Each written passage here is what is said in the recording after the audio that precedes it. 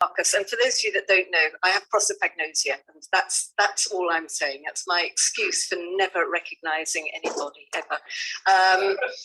And our third speaker now is Michael Hallam, who again I've met for the first time in person today, but I did actually recognise you. So you were very lucky. But I do see you weekly online. So it's the middle button. Okay. Hi everyone. I'm going to press the start button. I've got a timer here. Just give myself a bit of feedback. Middle button. Let's press this. See what happens. Oh, that's exciting. Right. So utility value first, GDP second. Esther, I'm Michael Hallam. I set up a network in the northwest in the Lancaster area called the Ethical Small Traders Association, and that's me, the small group consultancy. I sort of run a kind of host a sort of a think tank, which I encourage people to do a lot of thinking, but not in a tank. So I wanted to kind of start because I'm all about doing things. I have to do things. I'm a very slow learner, so I have to kind of boil things down to the point where I can internalize it and actually do it, and then build up from there. So in terms of utility, this is just an example of utility. So this is a real world example. I needed to safely dispose of these confidential documents, and that's the normal way that one does things these days. But then if you unpack that and you look what's involved, there are various variables that sort of come off that. You know, I mean, the cost of buying that shredder, how many uses I can get out of it before it packs up. You know, which gives an item cost per use. You know, the energy consumption. You know, how many sheets? So say, right, well, it's a standard shred is 50 sheets because it takes about 3 months for you to build those up. Total cost to shred 50 sheets is 21p, or nearly half a p a sheet. But there's also the time element. You know, takes about 20 minutes to do that, and you know, possibly longer if you have to wait for it to sort of cool down after it's sort of you've overheated it. And there's also material costs, you know, the plastic, the steel, the copper. So this is the same problem, but with a different technological solution. So here, there are 3 elements, because there's the bucket and the composter replacing the really complex piece of shredding kit.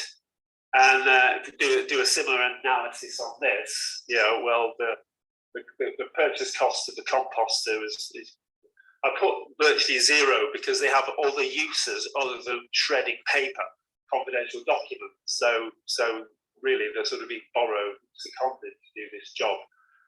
Total number of uses, well, I put a figure on it, so I'll put 800. Energy consumption per use, well, there's a little bit of hot water involved, or lukewarm water. Yeah. And the total cost to dispose of sheet works out at a lot, considerably less.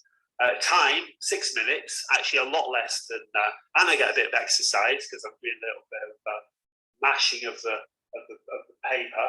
And there's an additional benefit because it produces worm food and compost. So actually, when you look at the utility value of these different systems, you can sort of break down and analyze. There's another example, quick example. Yeah, I need a cup of tea.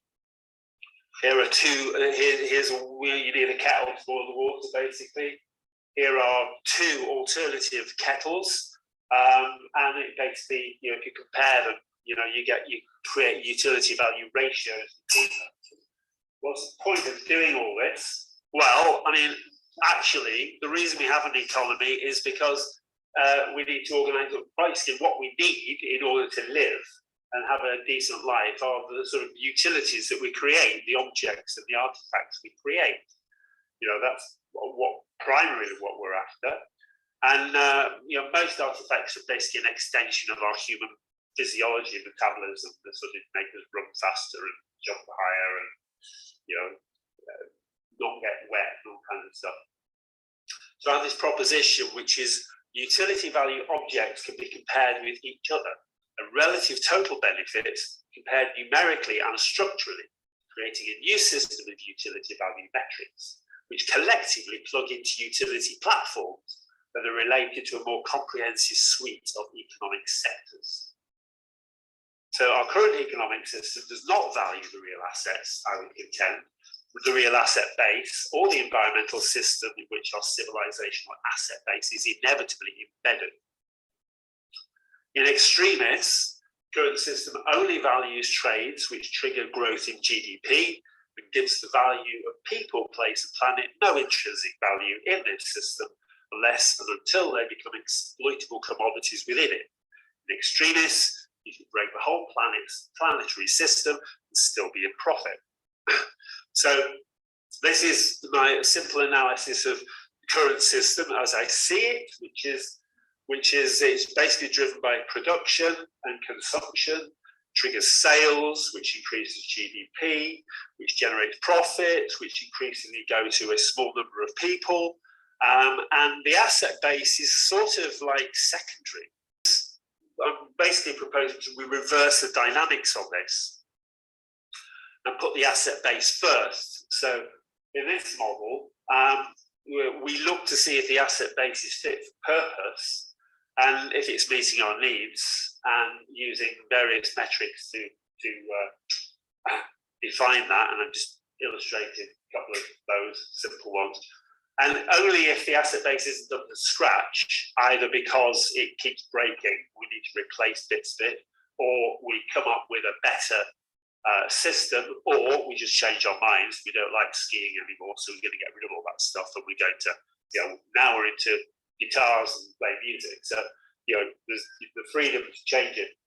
But then what happens is it's only when the asset base changes that it triggers the need to produce new stuff. And because it triggers a new consumption, new production. And then that's when it enters into the regular standard economic system. So in this model, if financial transactions and productions and sales are going up and the GDP line is going up, it's actually an indicator that the system is changing.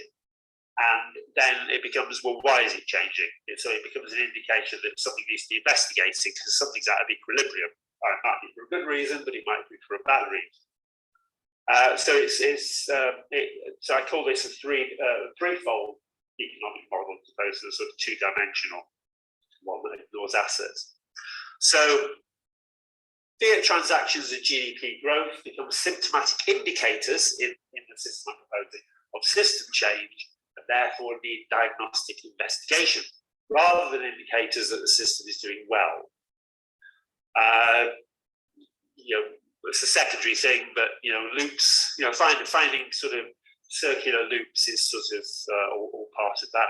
Not quite sure why I put that slide in really, but you can do this analysis. I mean, this is actually a real world analysis of a bit of the local food economy in Lancaster a few years ago.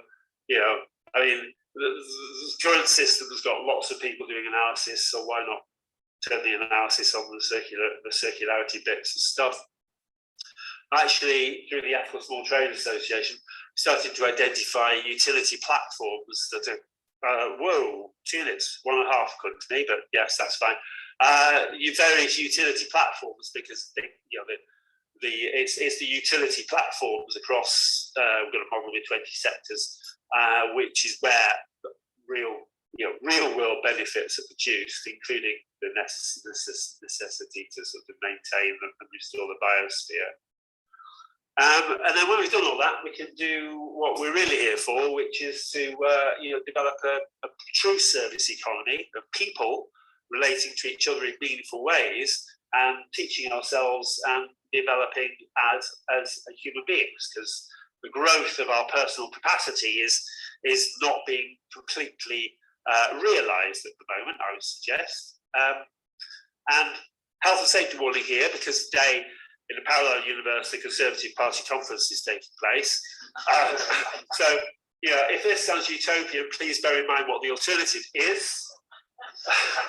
In the UK, we now have disaster capitalism in all its true and naked glory and all its ideological purity, in which the poorest are expected to give up more of the resources and facilities they currently have access to, in order to give them to the most wealthy, in the hope that the most wealthy will create ways in which the poorest can work to earn them back.